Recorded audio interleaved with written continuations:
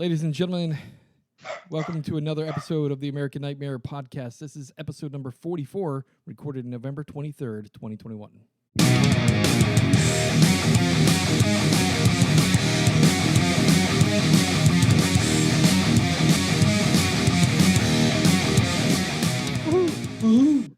Yo. All right. Let's get into the news. Yeah, let's do it. Recent interview with Keanu Reeves reveals that he would love to play John Constantine again. And you know what? I'd love to see him as John Constantine That's again. a great movie. Yeah, it is. It is. I didn't know anything of that character, and I thought the movie was great. Yep. I know. I sort of like that movie came out when I sort of didn't like Keanu Reeves. And then I revisited it and I sort of liked it a whole bunch. Now you guys are back together again? Yeah. That's good. But no, it's one of those great it was Dark Horse comics, right? DC Dark Horse. I believe so, yeah. And I read a couple of those many years back, and I really liked it. And then when I saw this movie, I thought, wow, that's a really awesome adaptation. I loved it. I thought it was great. Yeah.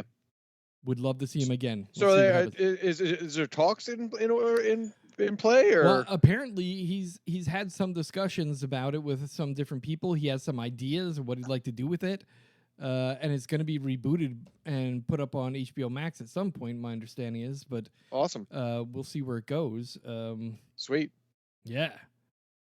The Black Phone has some new advertisements out. Gives another look at Ethan Hawke as the Grabber is his name. Oh, I forgot about that. Yeah. Yeah. It's such a corny name for a killer, but it's also kind of cool. Yeah, I mean it's pretty crazy. I don't know. It seems like it's gonna be an interesting. Just the couple of previews that they've had so far. Oh, it looks creepy. Yeah, it looks really creepy, and the idea that it's like child abduction, murdering dude. Yeah. Kind of mashed up with a what am I thinking? Like a ghost type, urban legend. Yeah, like it just seems like it's gonna be something good. I'm kind of looking. What's the release date on that? Let me see. It's already released. February 4th, 2022 will be the theatrical release. Oh, coming up then. Coming up soon. Yeah, it'll be around soon. So I'm looking forward to it. Very excited for it. I know that I think it was supposed to come out in January, right? But I think they pushed it. Yeah. Oh, yeah, it says it got pushed to February 4th, 2022. Yeah, it was supposed to come out January 28th, but it got pushed. And Scott Derrickson, he does some great things. Sinister was a fantastic movie. Scott Derrickson is great. And I like Sinister. And he did the original Doctor Strange movie, which was really good, too. So I'm looking forward to it. Oh, that was good. Yeah. Evil Dead Rise. Bruce Campbell's recent interview says that the film is dark, serious, and excruciating. Sweet. Yeah, so I'm kind of looking at this. Evil Dead Rise, the filming is completed. It's an addition to the Evil Dead franchise, and he did give an interview online to some German magazine, some German online magazine, and Bruce Campbell says, they have a rough of the film done already. He's taken a look at it, and he says that it's really pretty amazing. They got to do a little tightening up, probably a couple reshoots, a little more editing, and it should be ready for next year. So I'm kind of excited for that.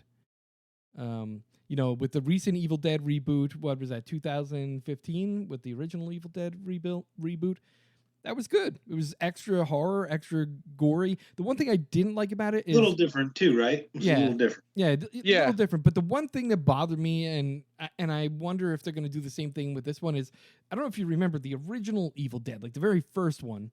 The book was not called the Necronomicon Deus Mortis. It had some other freaking name.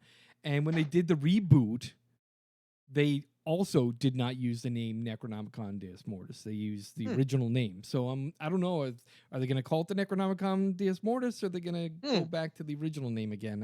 I don't know. But I'd rather have them keep it as Necronomicon, because then it fits into that Evil Dead 2. What was the third movie? Army of Darkness. Army of Darkness. Yeah, it stays into that universe, right? If you keep renaming the book, it's just dumb. And then Ash versus Evil Dead too, which was all in that same universe. Right, and that was he called it Necronomicon Deus Mortis in that show too. So I want him to keep that theme. Don't keep blowing Make it it up. canon. Yeah.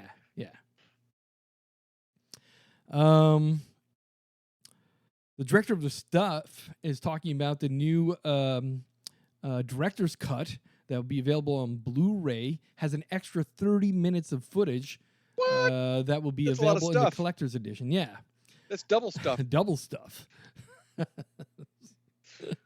Yeah. So stuff, classic film always. But the fact that they're coming out with an anniversary edition, director's edition that has an extra 30 minutes in, that's pretty awesome. That is. There's a quote from the director saying that he doesn't think any of the deleted scenes were crucial to the narrative, but they did lose a few funny scenes that he wanted to keep, and now they've added them back in for this director's cut. Sweet. Yeah. In some sad news, Art LaFleur from The Sandlot, The Blob, Tracers has recently passed away. He was 78 years old, and he died November 17th. He had a 10-year battle with atypical Parkinson's, and unfortunately, we lost him. He played some great roles in some great movies, and it really makes me sad that he's gone, but he'll always be in Damn our you, memories cancer. with some of this great stuff. Yeah, cancer sucks, man. Yeah, but he was in wasn't he in what the fuck was that movie? The Santa Claus? He was in Santa Claus 2 and 3 or something like that, right? I don't know if I've seen those. Oh, really? I had to watch those with my kids a million times. Yeah, I didn't see him. I think I saw the first one. I don't think I saw the other ones. Oh, nice. All right. Was he Santa? No, he was like Oh, that was Tim Allen. No, Tim Allen was Santa. I forget what this guy. He was like a bad guy or something like that. But yeah, sad to see him gone. Sorely missed. Recent interview with Wesley Snipes reveals that he gave some advice to Mahershala Ali about playing Blade in the upcoming Blade movie that's going to be out next year from Marvel. He gave an interview with Yahoo Magazine and said that he spoke with Mahershala Ali. They discussed the issue that him being cast wasn't between us. You know, it's business, and he's cool with it because really Wesley Snipes wanted to play Blade again. But, Wesley's up there in his years, man. Yeah. Up there in his years. And we want to have Blade as a character for many years in the Marvel Universe. It just won't work out if we try and bring Wesley in. Hopefully they'll throw him a bone and have some sort of cameo or something would be nice. They could have him play Whistler. That'd be kind of cool. Yeah, actually, that would be kind of cool. Yeah, why not? Yeah, then he could hang around for a while too. Yeah, and since the Marvel MCU is really based off the Ultimate Universe and not the 616, they could change up whatever characters they want, right? Yeah, Whistler could be a old black guy. Yeah, well, why not? Not old, but. But basically, the advice that he gave him was make sure that you're in shape, and again, make sure that you're in shape. Try not to get hurt and try not to get hurt, but make sure you're in shape. And this is the way I look at it: is that you look at any Disney Marvel movie, and you can tell that all the actors get in shape. I'm sure there's no question whether or not Mahershala Ali will be up to you gotta look like a You superhero. You can't be all skinny exactly. I mean, look what they did. Did you guys see the Eternals yet? No, not yet. No. All right. Well, you got to look and see what they did to those guys. They're all jacked in that movie. So. Oh yeah, that one Indian dude. I can't remember his name off the top of my head, but Kamal Kamal Nanjiani. Yeah, he's like all jacked. Pakistani. Yeah, he got buff. He got more ripped than he's ever been in his entire life. So if Marvel was paying me to be in their films, you bet your ass I'd be with a physical trainer busting my ass every day to be as jacked as I possibly could. Hell yeah. I mean, just look at, I don't know if you know the story or not, but just look at the Captain America, the First Avenger, when Chris Evans came out of the machine and like became super buff, and Haley Atwell like touched his chest. That was a mistake. Like that wasn't in the script. She like couldn't help but reach out and touch his chest, and they kept it in the film. Nice. So if I had a chance to get jacked, I'd get jacked. I don't know if Paul Rudd got that jacked, but he did. was an amp. He did. Yeah. Did you see him in Ant-Man and the Wasp? Like when he took his shirt off, he almost looked like Chris Evans. I don't remember him looking that jacked, but maybe I didn't pay attention to that part. Well, you know, straight men, we don't really pay that much attention to that. Well, I mean, there's some of the dudes like you can't help but notice when they're like, you know, I don't think maybe it's like his Chris costume. Hemsworth.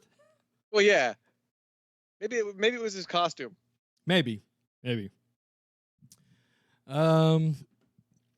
don't know if you guys remember when Alien Isolation was released on the PlayStation 4 and Xbox a couple years ago. Yes. Well, that is now Team. being released on iOS and Android in December. Hey, play it in your pocket. It's pretty crazy. Really?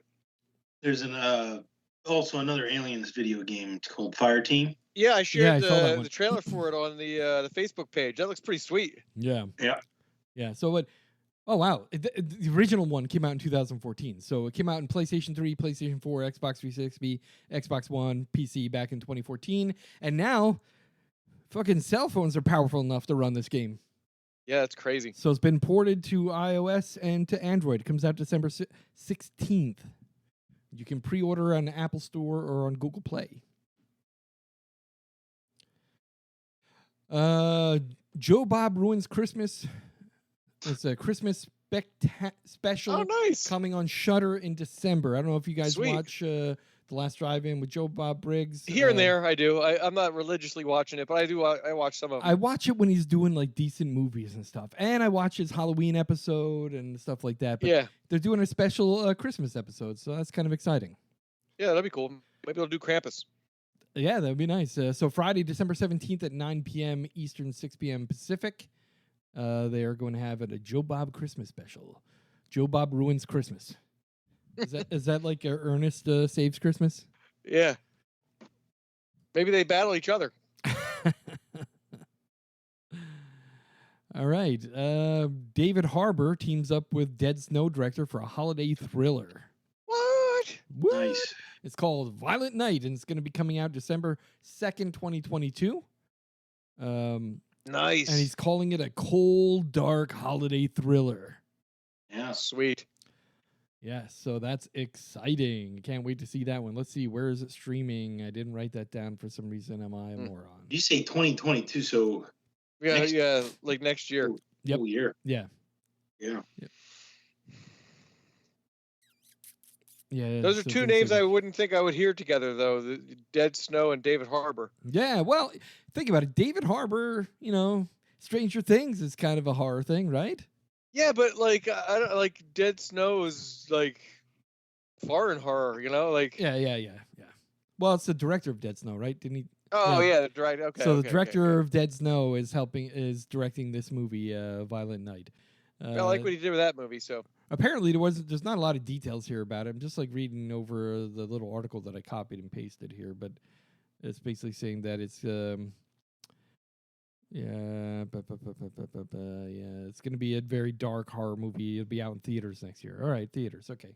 So there we go. Something to look forward to for next Christmas. Maybe that's one we can review. Yeah, cool.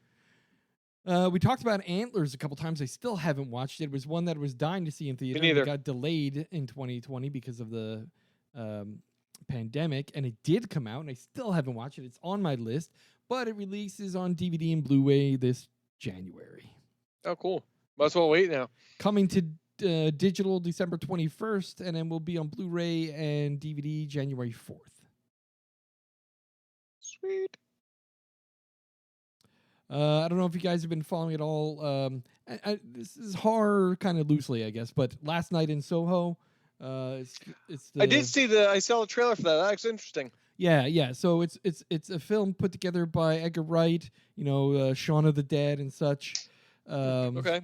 British. Yep. Yeah. And And it takes place in London. It's like a time travel mystery horror kind of thing, and it looks pretty good. I hesitated talking about it because it's not necessarily horror per se, but I guess it kind of does fall in there. But they just announced that November 19th, which already passed, it's going to be available in digital. So Yeah, like it pops up in like under like horror movie type things when you Yeah. like Yep. look for horror movies. yeah. In the trailer, I could see there's horror elements ish. Yeah, yeah. I mean, I've read a couple reviews about it that made me think, all right, it's more of a psychological horror, maybe, but more of like a mystery, kind of a Yeah. whodunit type kind of murder Mhm. mystery thing with time travel. So I'm thinking, yeah, it's something I might want to watch. I really like Edgar Wright's films. Like he's done a lot of great films. And he wrote Ant-Man. He was going to direct it, but then he got pulled off of it. So I think he's good. Pretty talented, yeah. Yeah, so it's worth a watch probably. And that is all I have for news. What about you guys? Got anything you want to talk about? Go ahead. Go ahead, please. Craig. I watched Lamb. I watched Lamb. No, I haven't watched it yet. Did you I like have. How was it? Was it just don't give it anything away. Just say thumbs up or thumbs down. Boy, that Do we difficult. need to watch it? Do we need to watch it? Yeah. I don't know. Really? So The ending was sort of good, but yeah, I don't know. So this is an Oh. A24 movie that missed the boat. There's a few that have actually. They tried too hard to be like weird. Yeah. Damn it. Sometimes you do. Sometimes they do You that. might You know? like it. I don't like it. It was very like slow. What was sure. was the running time? I don't remember. It was a pretty quick movie. I want to say like an hour and a half. It wasn't. Oh, okay. It's not bad. Well, I'll Maybe devote I'll some wait time for to stream it. for free now. Yeah. And I don't know. Did you go to the Stranger Things store pop up, Sal? Yeah, I got reservations. I went. It was okay. It was not a cool merch though, right? Yeah. Did you go to the one in New York? Did you go? You had the arcade. Yeah. The arcade was cool. Yeah, they have New York and LA. Yep. Yeah, the LA one, it was tough to try and get a stupid appointment in there at first, but and then I finally got one, and it was okay. Yeah.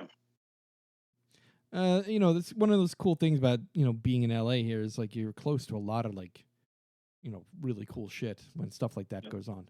Yeah. Yep. That's all I have. I just did either of you guys start watching Chucky yet? No.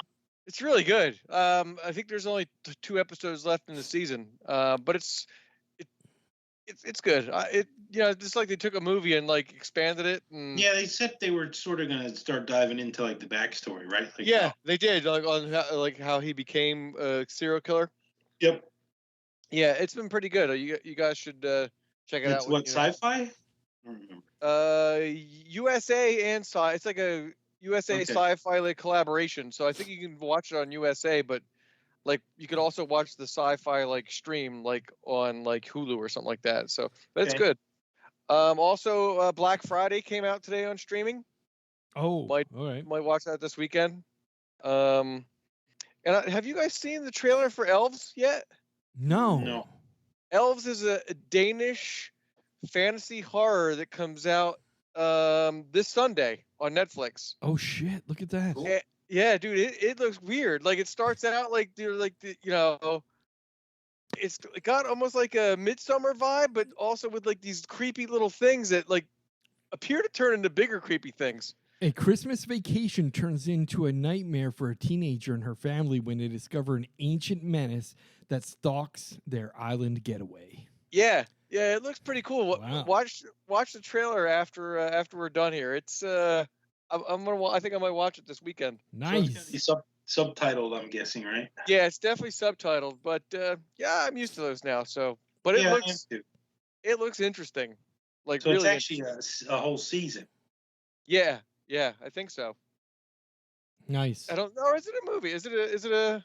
No, it looks like it is a single movie. It's not a. Oh, okay. Yeah, I wasn't sure if it was a series or a movie, but. It says season 1 trailer, Elves. Huh. Oops. I want to click that. Weesh. Yeah, I just saw the trailer. I don't think I saw whether it was a. It looked like a movie, but I guess it could be like Christmas Vacation turns into time. Yeah, it's a season 1 trailer. Oh. Interesting. All right. But it looks good. Chances are it's only season 1, because how could you make a Yeah. Christmas thing nightmare into a multi? That doesn't make sense. But yeah, that's awesome. Awesome. Yeah. Those were the only things that I had. Cool. All right. Let's talk our top 5. Our top 5 this month is top 5 PG-13 movies, and the list this time goes Craig, Sal, Chris. You know, for the longest time, I PG-13 horror movies kind of get a bad rap, and I sometimes badmouth them. But there are some really good ones out there. There's a lot of great ones. There's a lot of Dude, great I ones. went back and looked. There's PG movies that are better than PG-13. Yeah. Well, here's the thing about it, right? We didn't include PG, right? It's strictly no, PG. this is just PG-13. Yeah. PG-13, yeah. So now, here's the thing to keep in mind, right? Movie companies are out to make money. They don't give a rat's ass. Now, as a director, you probably want rated R. If you're doing a horror movie, you want rated R. You want it to be... you want it realistic. Right. And But you're often dictated by those, committees that direct, how movies should go, because it's about making money. They want to get the high school kids in there. PG-13, we got to get all those high school kids with their extra money. Those are the people with disposable income. So you need to target that audience. And unfortunately, the way the business works is you're going to have to bend the knee to the movie distribution company that's paying for you making the movie. Yeah, but there are those of us who have disposable income too, and who are adults who want to see reality and not like out nonsense. The great thing is that when It Chapter 1 came out and that was rated R, that became the number 1 selling, and it's still the number 1 selling rated R horror movie of all time. Same with when Deadpool came out. Like, you can't make a rated R superhero movie and make money. You can't make money like that. But guess what? They did. Right. Yeah. But either way, you look in the past, you look in the future, you look in the present. There's a lot of great PG-13 horror movies. Well, even in the past, when we were kids, think about it. Like, there was like swear words in PG movies when we were a kid. Yeah. Standards have changed quite a bit. Yeah, I mean, think about the movie like Jaws was PG and Poltergeist. Back to School with Eddie Rodney Dangerfield had titties in it. Yeah, and it was PG. And that was PG-13. I think it was one of the first PG-13 movies, but there was titties in it. Yep. Like it was PG-13. Yeah. Yeah. And the thing is, when I was a kid, like I got to go to PG-13, rated R, whatever. I just asked my mom; she would take me. But I had a lot of friends; they weren't allowed to see anything unless it was G. Like, oh man! Yeah, like I remember. I was going to rated R movies when I was 12. Exactly. All right. I don't think I was allowed to, but anyway. So let's go ahead and get started with Craig. Okay. Your top 5 picks for PG-13 horror movies. And here we go. Number 5, I went with The Visit. Ah, nice. Sort of that time of the year too. Yeah, I might have to break that one out this week. But they did a really nice job. I agree with the scare factors with that one. And it was creepy too. Like it was just weird, creepy. And again, the lady was running around naked, and you sort of got a little bit of peek, right?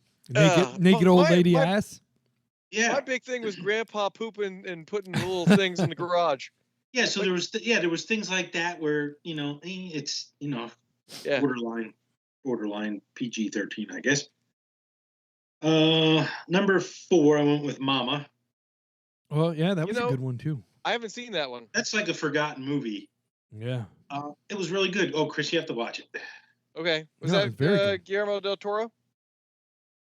I think no. So. I thought I remember his name attached to that. It's been on my list of things to watch. I think it might be on HBO right now, too. Okay. All right. If you had HBO Max, maybe. I think. This is the one with the little blonde girl, right? The 2 little girls were found in the woods.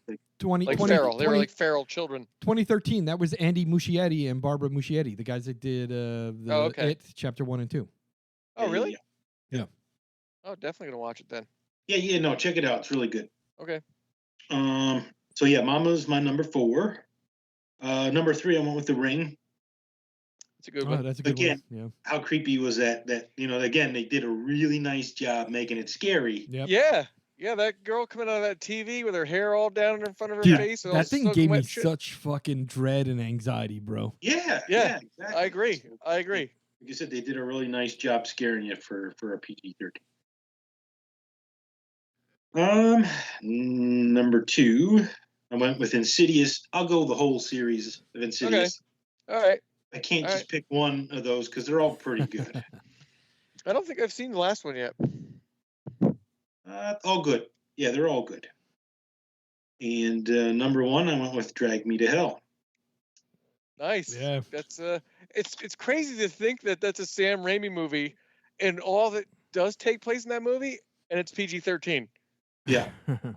I wonder how they worked around like how do you, with all that gore, how do you separate? And there was a lot of gore in that There movie, was, right? but there's got to be something that separates the PG-13 from the R in that gore stuff, right? Like you can only have like 50 gallons of blood in the movie instead of like 75. There was a lot of goo too, and maybe not so much blood. Like remember, that's right. Like embalming was fluid and stuff. So that's a good point. I wonder if that makes a difference because it's not blood. Yeah, maybe. I think blood is really the defining factor, whether it's PG-13 or rated R. Huh. Yep. Blood and sex seem to be like the two things that triggered off. I'm trying to think. There was an interview I watched not too long ago where a director specifically mentioned he had to remove one scene of blood because of the rating between PG-13 and R. Crazy. Yeah. I got some honorable mentions. Okay. Went with Arachnophobia. Nice. That's a great movie. Yep, Woman in Black. Yeah, Arachnophobia is creepy. I loved that movie, and Woman in Black was good too. I just watched that within the past year, I think. That's a scary movie. Yeah, I thought it was really good. Creepy. Yeah, that's a little creepy. You said the sequel was good too, right? Yeah, both of them were good. Yeah, I haven't seen the sequel, but I remember you saying it was good. And then A Quiet Place as well. That wasn't really scary, but I think they did a really nice job. Yeah. Nice for a creature movie. Yep. Okay. Nice. Now my top 5. Let's start with my number 5. The Gate. Okay, nice. I loved that movie back in the day, and that was PG-13. That was a good movie. Oh yeah. My number 4, Drag Me to Hell. Fantastic movie, tons of like gory scenes, but not a lot of blood. But there's a lot of gross viscera type things in that thing. And it had a great ending. Yeah. My number 3 is 1408. I watch that movie frequently. I really love that movie. Yeah, at least once a year I watch it. Revisited it. At least once a year. Yeah, that's a good John Cusack and Samuel L. Jackson. Yep. I mean, yeah, I don't know why I've never watched that again. I'm gonna have to cue that one back up. I don't remember liking it. I guess I love it. And you know what? I got the Blu-ray collector's edition. It has an alternate ending. There's one ending where he dies and he stays in the hotel forever, and there's one ending where he gets out and reunites with his estranged wife. Okay. Oh, cool. My favorite ending is when he's trapped in a hotel forever. That's it. It's the end. Yeah. As a skeptic. Yeah. My number 2 is A Quiet Place. It's a recent one, PG-13, and it was really good. It gave me a lot of anxiety. It was directed well, was written well. It was unique. It was something very unique. I loved it. For sure. Yeah. And my number 1, Killer Clowns from Outer Space.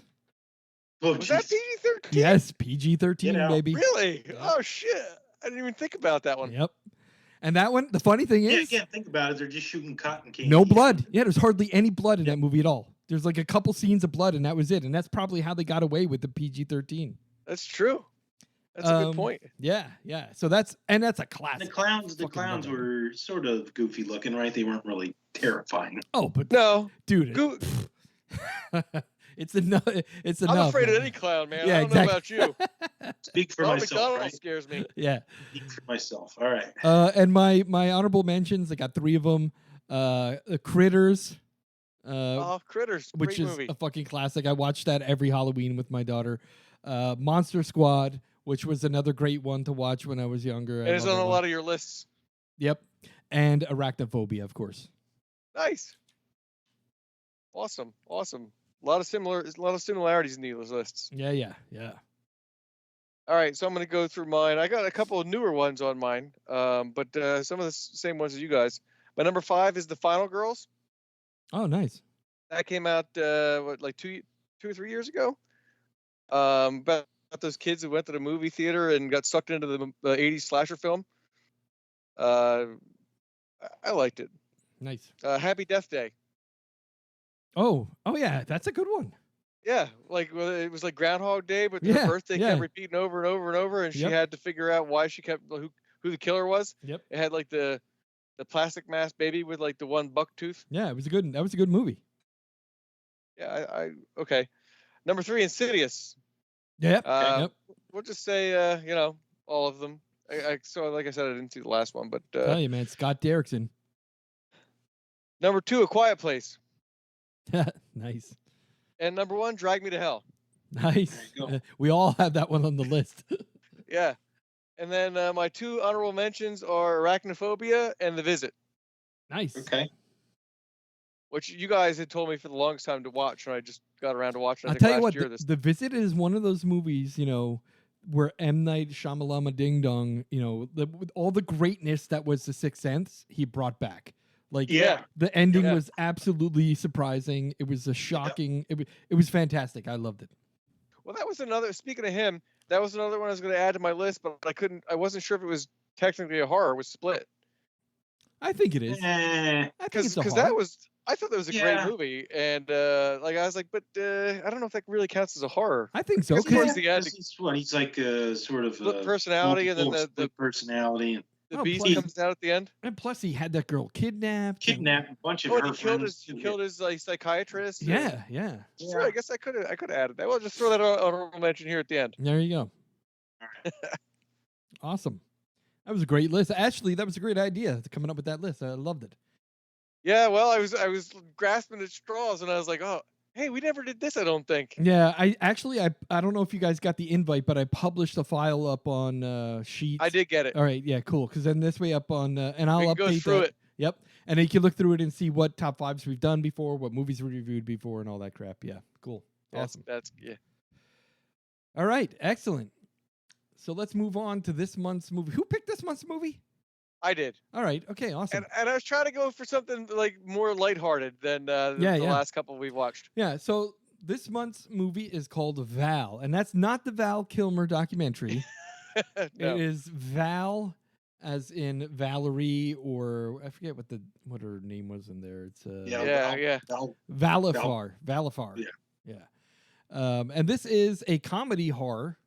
And it is available on Vudu, Amazon Prime, Apple TV. You can rent it or buy it.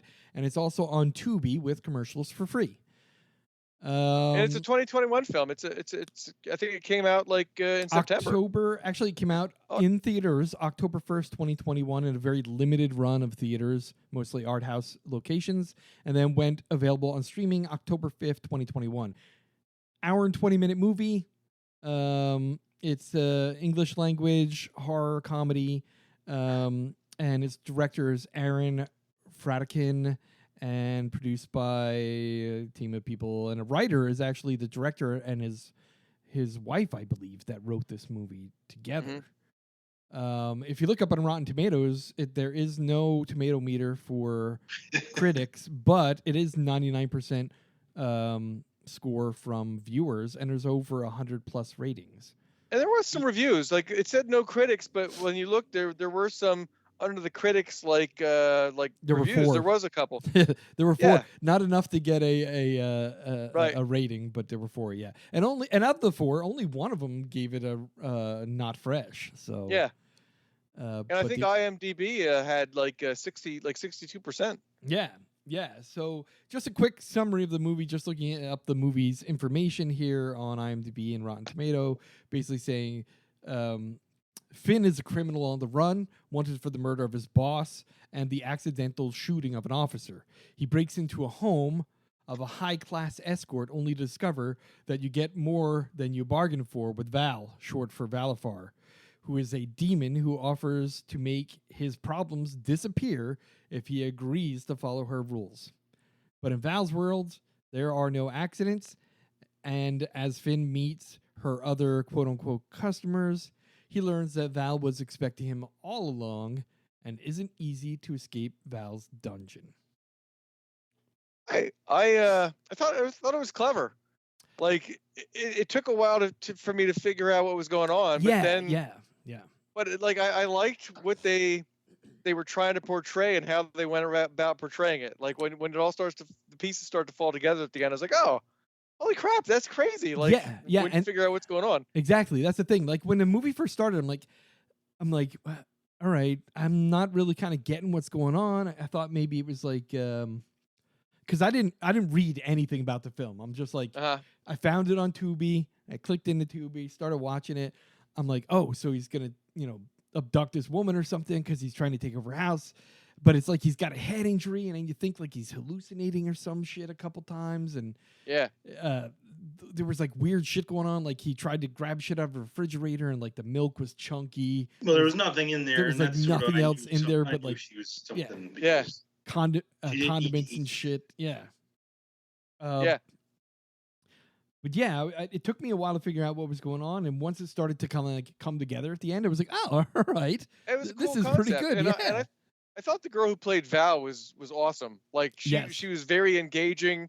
Like throughout the movie, like she definitely carried that movie. Yes. I mean there were some shortnesses in that movie, but like she was great. Like that woman who played Val was excellent.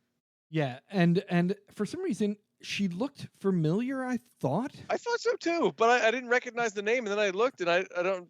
There was nothing in IMDb. I'm like, I don't know. I guess not. I guess she's not. But I thought she looked familiar too. But yeah, I thought there was great dialogue too. Like a lot of horror movies, you don't get like witty banter, right? Right. And there was some great like back and forth with some like hidden like jokes in some of the stuff they were saying. Like I dug that. I disagree. I think there was too much yapping. Really? Yeah. I thought the dialogue. Yeah. I thought this was terrible. I thought the biggest play in that film was the dialogue. Like I thought the dialogue was really good. Yeah, but it's a horror movie. Like there was nothing funny. Like it was supposed to be a comedy. Right. Nothing funny. The guy from Workaholics, I saw him. I'm like, awesome. Like this is gonna be so good. Yeah. And then he just sort of, boom. And I was like, I don't know. I found it like the jokes weren't like that. Like they were a bit more subtle. It wasn't scary. I mean, comedy horrors aren't scary, I guess, either. But there was no really. I mean, she was a demon, and towards the end, I guess it got a little bit horror. But yeah, but like again, it's fine. Yeah, no, but the concept of what was going on, I thought was a cool way to go about like the guy's almost dead, and this is like whether his soul is gonna like leave, and like I dug it. It was a different approach to a demon movie. Yeah, and it worked for me. I thought it was good. But you're right, it wasn't scary at all. Like you said, for as short as the movie was, I had a really rough time. I was tired too. I was like dozing off. It actually reminded me of one or two scenes of like a creep show. Like like a creep show, like 15-minute to 20-minute, it had that kind of vibe to it. Especially the scene at the dinner table that like was kind of like Beetlejuice, and the lights were kind of red, and the angles were kind of funny, and it was basically like a Beetlejuice scene when they were all around the table. I liked it. It was a different take, and it wasn't scary at all. Yeah, I didn't think it was scary at all. I think there was like some intrigue there and like trying to figure out what the hell was going on. Like, I thought some of the comedy was kind of funny. I thought there was some blood. There was some creepy stuff. There was demons. It falls into the horror category. It's just not a scary movie. Yeah. And it's not like slapstick humor. It was like subtle humor. That's the thing about it. Is like I almost feel like it didn't have to be a full-length film. No, it could have been good as like a creep show like thing. Right. You could have cut out some of that stuff, or part of those compilations that they show for Halloween or something like that. Like 3 shorter movies. Right. Yeah. Trying to see. Did let me see. Yeah, I think it was it was only an hour and 20 minutes, right? So it wasn't Yeah, long. it was an hour and 21 minutes. My thing is, I wonder, like, it seems like this had to be like an amateur movie, right? How many movies did this guy direct? Let me see how many he's directed here. Yeah, I don't know. It is basically a B movie, like it. Yeah, like I said, her acting wasn't the Wow, greatest. he's directed 23 films. Really? Holy smokes. Well, yeah, because I don't recognize, other than like you said, the guy from Workaholics, I didn't recognize. Oh, and they're him. mostly shorts. It looks like they're mostly shorts, and that's the thing. So it looks like out of all the movies he's directed, only 2 of them were feature-length films. But I feel like this Val, like, it's not a bad movie. No. But I think it played out a little too long. Like, it should have been a short. Like, if he would have made it as a short, it might have been an even better picture than it was. Yeah, there was some fat to that. Because there were a couple moments. Excuse me.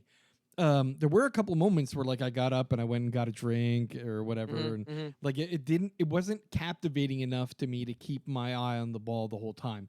However, when I was paying attention and watching it, I was thoroughly entertained. It was an entertaining movie. I thought the dialogue was clever. A lot of the subtle jokes were in the dialogue. Like, the comedy of it wasn't like in the actions or the activity of the film per se. Right, it was the dialogue. It was the dialogue. Like, the dialogue was. I'll say it this way: like the director, the writer, and the 2 writers of this film focused on the dialogue, and you can tell it was great. I thought the dialogue was great. All the funny stuff was in the dialogue. There was a lot of subtle humor in the dialogue, and that was the part that I guess if you're not like focusing on the film, you're gonna miss a lot of that shit. But while you're paying attention to what's going on there, plus, I'm getting old and living here in downtown Long Beach. In the middle of downtown is a little loud, so almost always have the subtitles on. So I got to read most of the dialogue, which made a disadvantage for anyone that didn't have the closed caption on, because you got to see more of what was actually being said and the dialogue, which I found humorous. So when it was all said and done, I was like, all right, that was a bit long, but I was thoroughly entertained. I thought I enjoyed it. Yeah. It was a fun movie. And so comedy, horror, accent on the comedy. Yeah. It had horror elements to it, but it was definitely not a scary movie or. Yeah, and actually, I'm interested in actually looking. It looks like a lot of his shorts are horror. He's got a whole bunch of them here. So that, to me, it makes me say, you know what? Maybe we should check this guy out. And IMDb, like, if you look at a lot of his stuff here, like, Val's rated as 6 stars, 6.0. You got Electric Pretty Love good. is on 5.2. He's got another horror up here called The Ice Cream Man. That's a 6.2. Happy Halloween. So they're all slightly above average. Yeah, and they're all short films. So to me, I'm like, yeah, all right, yeah, Check them out. yeah. I'm definitely interested in checking out more of this guy's work. But yeah, it's the thing is, this is one of those films. It's just difficult to really talk about in depth because most of it is about the dialogue. It is. And when I got to the end of the film, you know what? There were a lot of things that she said that were kind of subtle. Yeah. But they were all pointing you to what's going on. Like, if you're not paying attention to what she's saying, you're not going to have a clue, like, where the end of this is actually headed. Yeah, no, it was great. Especially when it got to the point where, like, he's like, why don't you have any food? You have nothing to eat. There's, like, nothing here. And then when the dude from Workaholics came back to life, like, as a zombie, I was like, what the fuck is going on?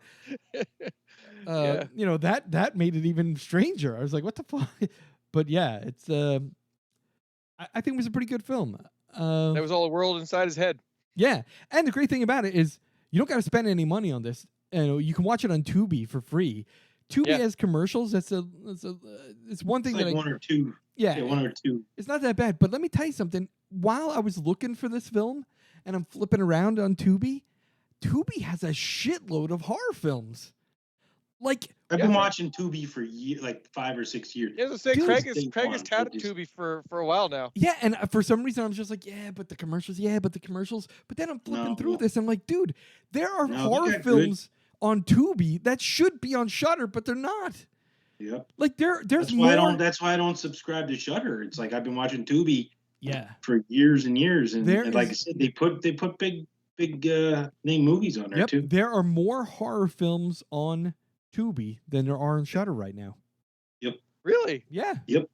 Damn. That's all Tubi. Tubi is all horror. Yeah, it's pretty much all horror. Tons they have of horror. Old comedies and stuff. Even their old comedies are good. I have like Kentucky Fried Movie on there. You know what I mean? It's the classics. Really? Oh yeah. Dude, you know what else I think I saw on there? I was flipping through. Have you guys ever watched Audition? You know, that Japanese horror movie? I have not. I've seen it a couple times. When I was flipping through, I'm pretty sure I saw that on Tubi too. Oh, yeah. That's a fucking. If you haven't seen that movie, you need to see it. I have not. You need to see it. No, like I said, I've been watching Tubi since day one, and I sort of fell in love with it. Yeah. It's weird because it's on my cable box. Like they have apps on there. Yeah. And that's been on there since I got my cable, and I was like, check it out. I wonder if they partner with them or some shit. Yeah. I mean, they have both of the, the Houses Octoberville movies. Those are really good. Yep. Yeah, I've seen the first one. I haven't seen the second one. And they have a lot of the funny stuff too, like the Deadly Bong and stuff like that. You know what I mean? Yeah. Some serious B movies. Oh, there's tons of B movies on Tubi, but still, let me tell you, man, B horror movies, independent film horror movies. There's a lot of great ones out there, so don't ever dismiss them. Like if you see something that's a B movie, that's horror, that's like some of the greatest shit. You think about, just look at. Hell Comes from Frogtown. Remember with Roddy Piper? That one's on there too. Just remember, I don't think I've seen that one. Old crappy B movie, but it's good. If you have Shudder and you have watched In Search of Darkness Part 1, Part 2, and now they're releasing a Part 3. Which holy shit! So you watch those films, and they talk about the advent of VCRs and the '80s, and we grew up in the '80s buying all our horror movies on VHS. That was the boom of the B movie horror movies. Like they were cranking out direct-to-video horror films like left and right back in the '80s, and it really created the horror genre that is thriving today is because of that. I remember just going to the VHS store, just grabbing based on what the cover is, like not having a clue what the movie's about, but if the cover looks scary, I'd buy it, go rent it, But yeah, to me, this was a good, well, I guess, let's put it this way. If you like witty dialogue, this is a great B movie comedy horror. It's not overly funny, but there's subtle comedy in the dialogue that I loved, that I was entertained by. Where a couple times I laughed out loud, and my daughter's like, "What's so funny? That movie looks stupid." I'm like, "No, it's the dialogue is really good." Yeah, it was great dialogue, I thought. Yeah. I think just watching this one has brought this director and writer into my crosshairs. Yeah, we should check out some of his short films. Yeah, definitely. But overall, I'm gonna give this 3 out of 5 stars. Yeah, that's what I was gonna do too. 3 out of 5. It's entertaining, but it's not for everybody. It's not. Yeah, for everybody. and we've given worse movies. We've given worse movies like 2.5s and stuff like that. And I was like, this, I liked it. I liked it enough. Yeah. Well, and the thing is, I don't want to shit on anybody's dream. Like people, especially these independent films where somebody's working to try and, put something together like this. I don't want to shit all over their dreams. But if it were trash, I would say it was trash. Yeah. It was not trash. We've seen trashy movies, and I enjoyed it. Yeah, definitely. Craig didn't, but that's cool. We don't all like the same shit. I'm gonna give it 2. 2? All right. So let's go with an overall of what we got. 2.5. 2.5. 2.5 overall from the American Nightmare podcast. So if you like B movies, you like good dialogue, you're not necessarily driven by crazy slapstick comedy and a horror comedy, then this might be for you. Give it a check out, and it's free on Tubi, so why not just give it a try? All right, awesome.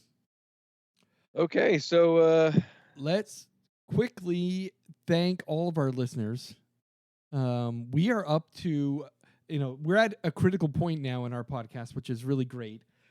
We have a steady viewership of about 200 listeners every single month now, which is phenomenal. I love it. I love the fact that, number one, we don't advertise.